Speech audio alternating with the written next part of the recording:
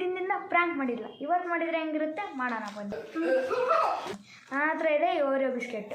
ನಮ್ಮ ಅಣ್ಣರಿಗೆ ಪ್ರ್ಯಾಂಕ್ ಮಾಡೋಣ. ನನ್ನ ಜೊತೆ ಇರ್ತಿರೋದು ನಿತ್ವಿ ಪ್ರ್ಯಾಂಕ್ ಮಾಡೋಣ.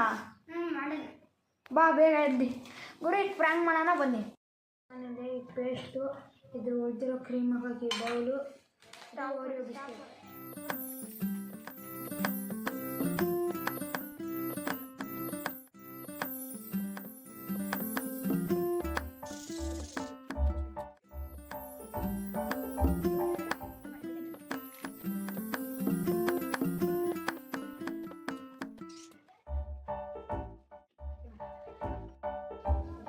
ಬಿಸ್ಕೆಟ್ ಬಂದೈತಿ.